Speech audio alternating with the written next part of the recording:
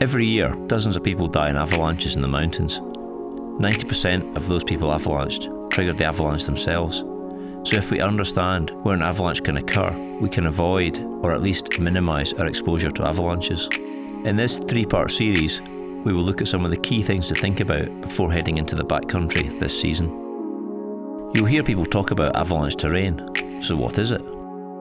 Avalanche terrain is any terrain that can be avalanched or is threatened by a slope that can avalanche.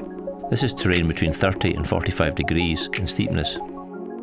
In Europe, this also includes off-piste terrain within the ski area, as the ski patrol only have responsibility to secure the piste and the lift infrastructure.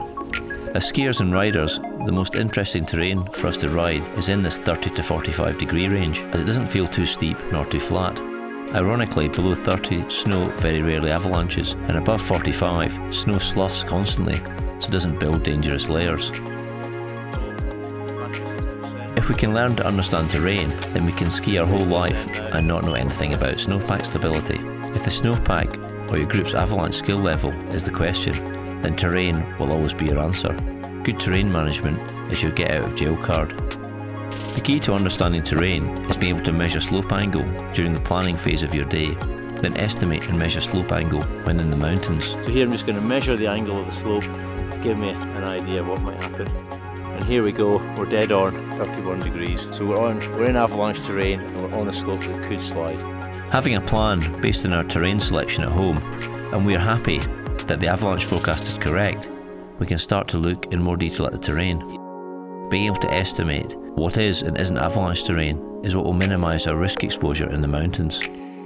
Having studied our route before heading out, we have identified key places where we will have to be more vigilant. These may be areas that are steeper and hence more avalanche prone, be threatened by avalanche terrain, or have more serious consequences should an avalanche occur.